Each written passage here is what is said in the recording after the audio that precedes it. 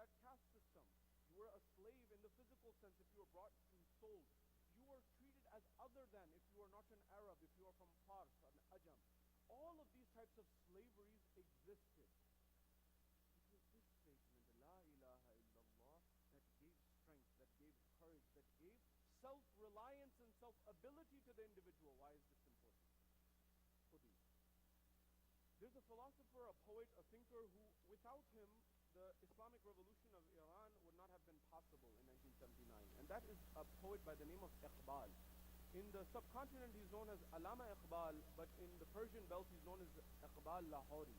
And in fact, they say that more than Pakistan, if you want to see the manifestation of the vision of Iqbal, you have to go to Iran. And if you know the history, Iqbal wrote much more in Farsi than he wrote in Urdu, as you know. And so he says in his book that's called Asrar Khudi, which is called The Secrets of the Self, he says he was inspired to write this book, and one of the verses that inspired him was the verses of Surah Hashr, for example. وَلَا تَكُونُوا كَالَّذِينَ نَسُوا اللَّهَ. This idea that do not be of those who they forget Allah subhanahu wa ta'ala so much that Allah makes them forget themselves. That is what? Meaning the first principle of Khudi, this idea of self-reliance, is that I trust that Allah is my Lord and I submit to no one except Allah subhanahu wa ta'ala. That strength, the power of this concept is what revolutionized the view for the Muslims to make them an empire that was able to conquer the world. This is why Michael H. Hart, this is why the Edward Gibbon 400 years ago, this is why Michael H. Hart in the 1970s in America, every Orientalist who was not a Muslim who read the history of Islam, they said whether you believe in Muhammad or not doesn't matter. You have to give him credit on one thing. How did he change people in 23 years and make them conquer the world? He did what was impossible in the history of humanity. In such a short period, changed the mindset to such a level that they were able to conquer. How? By absolute trust in Allah subhanahu wa ta'ala. Therefore, when we come to this, and we'll come to Iqbal in a moment and how this relates to today, but coming back to this, how does the message of Rasulullah inspire us? Let's come to the first few verses of Revelation. Second point, first few verses of Revelation. When we come to the Quran, as you know, the first verses, according to our scholars, there are narrations that say Rasulullah's first revelations were at the age of 43, not 40. And this is found in even some of our authentic narration in terms of when the ayat came. Now remember, if you recall, the ayat and the verses that came, they had already come. They were already in the divine book. That's why the Quran says in Surah Baqarah, Bismillahir Rahmanir Rahim, Alif Lam Mim, Zalikal Kitab La Rayba Fi. Now, Surah Baqarah, as you know, is one of the early Madani chapters. It came in the Madani period in the early times. But if it says Zalikal Kitab, many times people say, this is the book. This is Hada. For those who are in the Fajr program, they know this. Hada would be the term. But Allah didn't say that. Allah said Zalika. That means that is the book. That meaning that book that is in Lawh al-Mahfuz. Because someone would have said, if this verse came in the time where the Quran has not been complete, then how is Allah saying Zalika al-Kitab?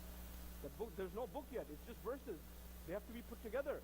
So that means there was a book that was already there that is in Lawh al-Mahfuz with Allah subhanahu wa ta'ala, the guarded tablet. So these verses were there. So now what happens?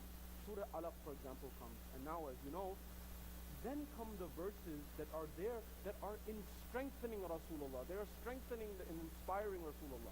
Not Rasulullah really. Maybe Rasulullah, yes. But because of what his message that he's bringing, the final message, definitely.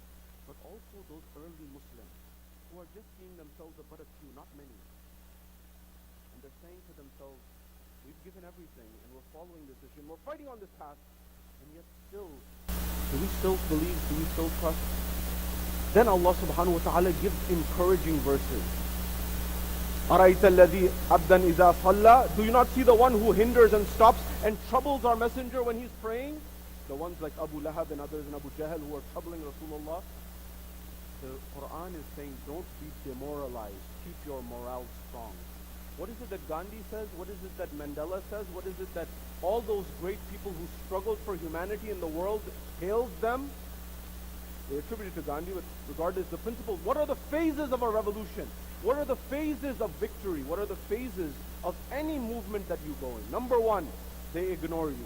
First, they ignore you. When you try to change the status quo, when you try to change the paradigm, when you try to make the world a better place, and you fight for the right cause, the first thing they'll do is they'll fight you. They'll ignore you. Ignore.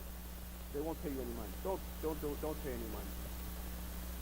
Number one. Number two, then they will begin to make fun of you. After they can no longer ignore you, then they start making fun of you. This is what was going on in the time of Rasulullah in the early days. First they're trying to ignore him. Muhammad, no big deal. Then they're saying, no, people are following him. Let's ridicule him. By the way, if this happens till this day, and you find people ridiculing you for doing the right thing and making the right stand, know that they didn't spare Rasulullah, Imam Ali and Ahlul Bayt, who are you and I. So the first principle. Second principle, they will start to make fun of you. So they started to throw rubbish and they started to throw things at Rasulullah, ridiculing him. The third stage, they will then begin to fight you. And this is exactly what began to happen. When they could no longer make fun of Rasulullah and the early Muslims, they began to fight them. They began to torture them. They began to attack them. And the fourth stage is, you win. After going through that struggle, you win. This is why the Quran says, especially, and for those who are in the Fajr programs, you know we've been discussing this, مُفْلِحُونَ فَلَا قَدْ أَفْلَهَ الْمُؤْمِنُونَ. The Quran says, verily successful are the believers. Now we say, مُفْلِحُونَ are the successful ones. Falah means success. But do you know where this comes from in the Arabic language? Falah, the root word of falah comes from farming. Do you know that it comes from that farmer who goes through season one? He puts the seed into the ground. In one season passes, and two seasons pass, and he works hard, and he's tilling the ground, and he's working and working and working. And then that time comes to reap the harvest. That reaping of the harvest after a constant struggle is called falah. That's what the description that Islam gave the believers, that after struggle, ultimately you'll be successful. This is what the early chapters of the Quran and the early revelations taught. Second point. Third point, who were the early Muslims? As you know, in terms of Rasulullah, of course Rasulullah is Rasulullah. Amir al-Mu'mineen Imam Ali is there at the age of 10. He's praying with Rasulullah. Of course he's born Muslim, and he's definitely on the path, if nothing else from general Muslims' perspective, he's on the Hanafa and the line of Nabi Ibrahim. But from our view, of course, every person in the Muslim world accepted. I don't know which wahi and which sharia and which verses of Quran came in the last 3-4 decades, but if you ask even our brothers in Ahl Sunnah, whenever they said Ali, historically, they would never say Ali radiyallahu ta'ala an. They would always say something else. Every other companion, they would say radiyallahu ta'ala an. Ali was always karramallahu wajhah. May Allah illuminate his face. Why? Because he's the only one who they know on documented record, he never prostrated before any idol. Every Muslim accepted. I don't know how this changed in the last couple of decades. Regardless, who was the next one? Now, a thing that I should clarify here is that oftentimes it's stated that the first Muslim or the first in the elders was Abu Bakr, and then youngsters was Ali. This differentiation, why it was made, it seems quite biased in the sense that why are you differentiating elders, youngers? Ali is first. Ali's first, end of story. And of course Lady Khadija, of course, was praying for Rasulullah. Now, I want to share this because it should be known from an academic perspective. You know that I'm not a fan of polemics and I'm not a fan of the Shia-Sunni divide.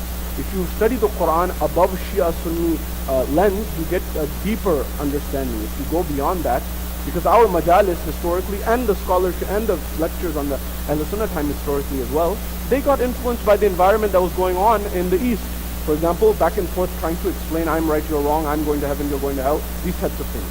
But if you get away from this and you study the Quran, you get a much deeper meaning. Anyway, academically, in the Ahl Sunnah view, if you look at some of those people, such as Sa'ad ibn Abi Waqqas. Who's Sa'ad ibn Abi Waqqas?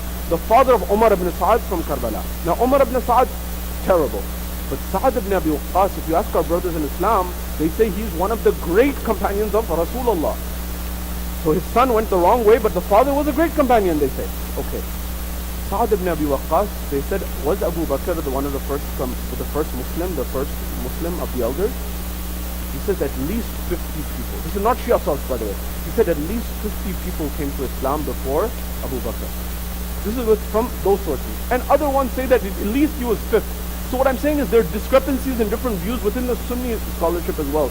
It's not something that is unanimous that say he's first. Now, Amir al-Mu'mineen is there, and also Rasulullah. if you want to truly understand, whenever people who got misinformation about Rasulullah, non-Muslims, in the early phase, before Dr. Henry Stubb, who I mentioned last time, they always used to vilify and say Muhammad and Ali, these are the bad guys. Because they didn't understand.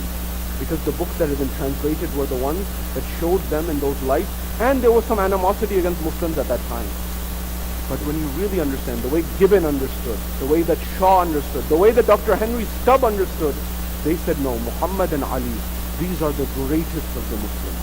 When Orientals truly studied Islam, they said if anybody is the greatest of the Muslims, Muhammad, and then after him, right after him is Ali. These were the most courageous, the bravest, the most knowledgeable. Now coming to this, as I'm drawing to a conclusion. How does this strength have to do with you and I? There is a narration, Ayatollah Wahidul Khurasani, who's one of our most senior scholars, one of the greatest students of Ayatollah Khoui, who's still alive. He's one of the most senior, he's the patron and the lead of the Hawza Ilmiya of Qom. He says, on authority of the sixth Imam, there's a tradition, and from the Ahlul Bayt that says this, that those who will keep their Iman during the time of the occultation and the ghaibat of the Imam, of the 12th Imam, and they will have that Iman in their heart and they will leave this world in that state, they will have the reward of 1,000 of the Shuhada of Badr and Uhud. Now imagine, the Shuhada of Badr and Uhud, these are the ones who gave their life in the most difficult circumstance. How is it that you and I will have that? For example, we hope and we pray. How? And the Imam says, look, it will not be so easy for you to have Iman at that time. You will be sifted and sifted and sifted until there are very few of you left. This is why this concept of self-reliance, khudi, that comes from La ilaha is so important. Now coming to this. Today you must have seen in the news, there was a violence and assassination attempt that happened on Imran Khan in Pakistan, where he was shot, they were attempting to kill him, but he survived. Now if you look at this, I'm only sharing this with you because he himself says, your political view, my political view is irrelevant. I'm just going on face value in terms of what he says that has inspired him. What he himself says has inspired him is number one, Rasulullah's movement. The struggle of the Holy Prophet, of struggling for year after year after year until ultimately gaining tremendous success, number one. And then number two, he says he's inspired by what he says, not my words. You can check his speech at Oxford University. He gives a speech on leadership at the Oxford Union. And he says the biggest philosopher, in his view, in the last 500 years in the world was Iqbal. Now Iqbal is greatly misunderstood. Many people when they read Iqbal, they said he just read Nietzsche, Friedrich Nietzsche, and his Superman as Übermensch, and he applied it to the Muslims. But if you ask Iqbal himself, he says Surah Hashr's verses were inspired him in order to get this concept of khudi. And he used a Farsi word because he said that's the closest element that gives it. And when Imran Khan himself says, when I understood this concept of khudi, it allowed me to metaphorically move mountains because he had total trust in Allah. He himself says, now he goes to this extent, but he doesn't take a bulletproof armor in front of him. He doesn't take a bulletproof glass when he speaks. Why? Because he says all of life and death, your life, your rizq, all of these things are written by Allah subhanahu wa ta'ala. Now his view, I'm not saying necessarily our view. As you know, in our view, if you give sadaqah up to 7 times, you can delay and defer death. There's a time for when death is, but you can also postpone that. Hence we have dua. All of this I mentioned to you is to learn from the early days of Islam, to have strength and conviction, to be able to have strength in the most difficult times. It has enabled people at that time and at this time, in this era, to be able to accomplish that which other people said was impossible. Again, Imran Khan himself says, I'm not saying that I'm not being a cheerleader here, you can have difference of opinion, totally fine. I'm just giving you one example. Because he constantly says, I was inspired by the Holy Prophet. Shaukat Khanum Memorial Hospital. He comes, his mother passed away, he says, I want to build a hospital that has 2 conditions. One, it's a cancer treatment hospital that's on par with the US and UK, and he wants to build in Pakistan. Number one. Number two, he said, I want it to be free of cost for the poor. So he gets 20 of the best doctors in the whole country. 19 of them said impossible. Never going to happen. US, UK style, no. One of them said, yes, it's possible. You can do it, but you can definitely not do it for free. Fast forward, 75% of patients today get free treatment, and they have a second location. The thing that I'm saying is idealism has its place, realism has its place, but you also need a different type of mindset to get certain things done. And so if somebody could have came to Rasulullah in those days and said, Ya Rasulullah, what are you doing? Why are you standing up for this? Don't waste your time. They could have said the same thing to Imam Ali, don't waste your time. Imam Hussein, don't waste your time, don't go to Karbala. That's not the principle of Islam. Islam, regardless of whether you see the results or not, the struggle, you know that Allah has your back. And that's why we learn from Karbala and the strength of the Ahlul Bayt in Karbala. You know, as we draw towards the night to remember our marhumeen and remember them and do dua for them and recite Fatiha for them. And it is through this movement that we get strength. Remember, one of the names of Imam Hussein is al-Akhar, the father of the free man. And so freedom emanates from the movement of Imam Hussein, which is exactly tied to his grandfather. Hussein minni wa ana min al-Hussein, as Rasulullah says. Rasulullah was there to emancipate and free mankind from the shackles of slavery in their higher heart and mind.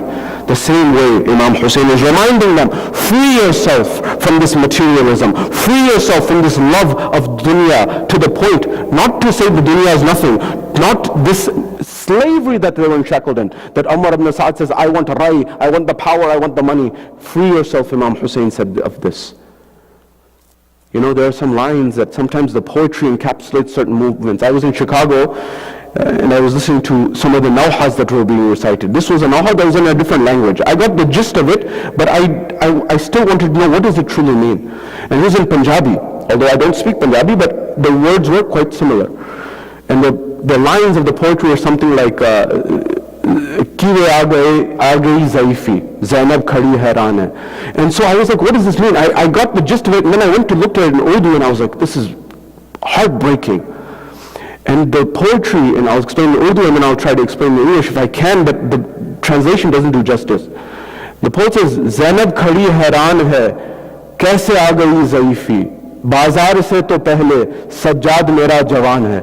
This idea that how is it that Zainab is standing astonished, shocked, what? Seeing Imam Sajjad in front of her eyes, what happened? He's gotten old in front of her eyes.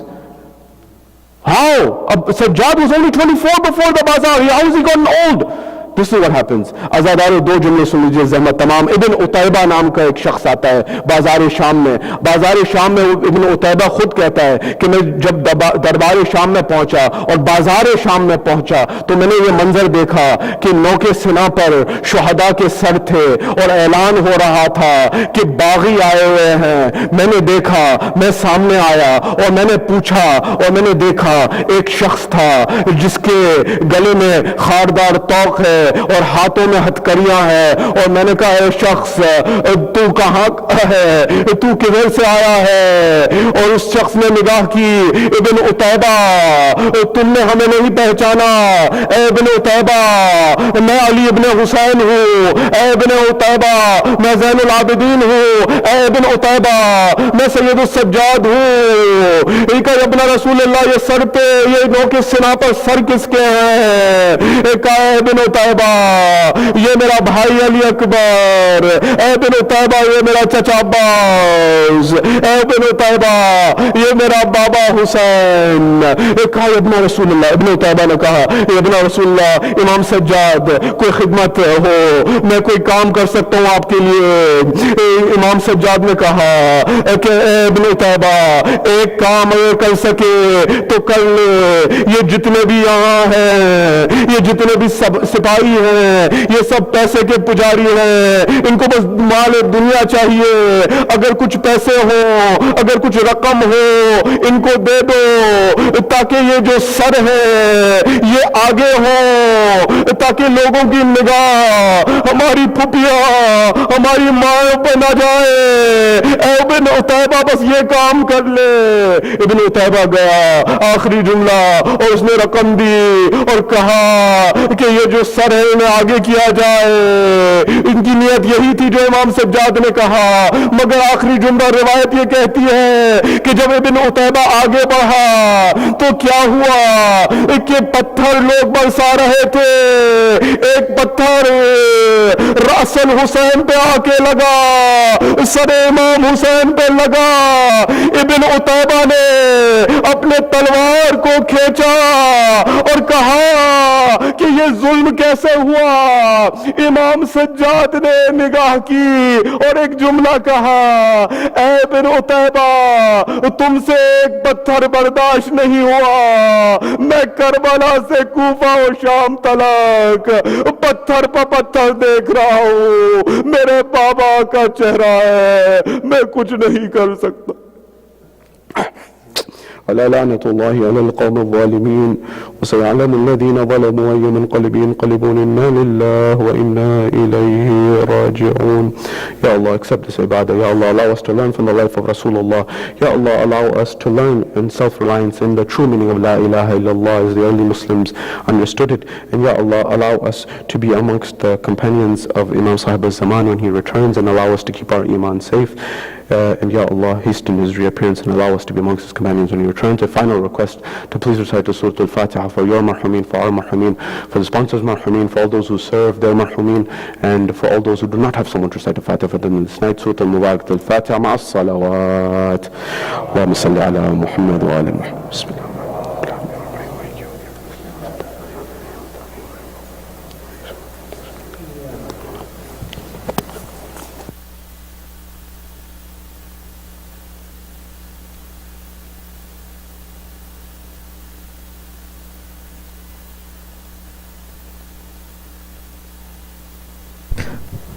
توجه يا رب.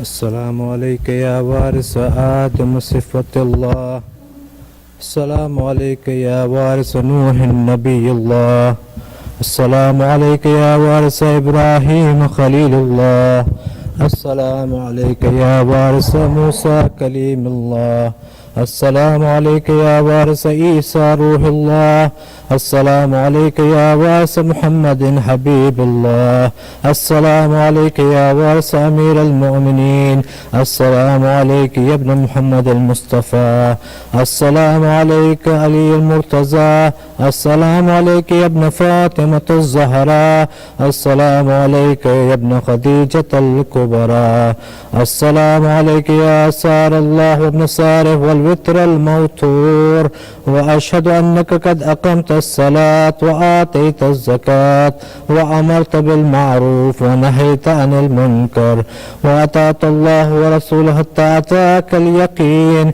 فلعن الله أمة قتلتك ولعن الله أمة ظلمتك ولعن الله أمة سمعت بذلك فرزيت به.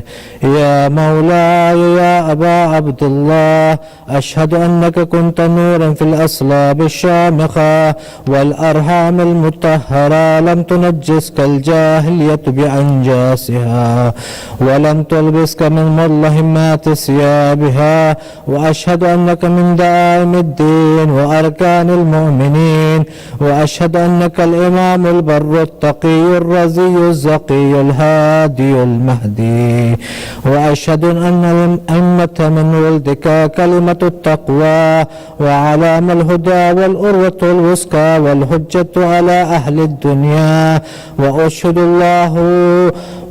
الله وملائكته وأنبياءه ورسله أني بكم مؤمن وبيابكم موقن بشرائع الدين وخواتيم أملي، وقلبي لقلبكم سلم وأمري لأمركم متبع. صلوات الله عليكم وعلى أرواحكم وعلى أجسادكم وعلى أجسامكم وعلى شاهدكم وعلى غائبكم وعلى ظاهركم وعلى باطنكم. حضرت علي أكبر. السلام عليك يا ابن رسول الله، السلام عليك يا ابن نبي الله، السلام عليك يا ابن أمير المؤمنين، السلام عليك يا ابن الحسين الشهيد، السلام عليك أيها الشهيد وابن الشهيد، السلام عليك أيها المظلوم وابن المظلوم. لعن الله أمة قتلتك ولعن الله أمة ظلمتك ولعن الله أمة سمعت بذلك فرزيت به. زيارة شهداء كربلاء. السلام عليكم يا أولياء الله وأحباءه. السلام عليكم يا أصفياء الله وعبداءه. السلام عليكم يا أنصار دين الله. السلام عليكم يا أنصار رسول الله. السلام عليكم يا أنصار أمير المؤمنين. السلام عليكم يا أنصار فاطمة الزهراء سيدة نساء العالمين. السلام عليكم يا أنصار أبي محمد الحسن بن علي الولي الزكي الناصح.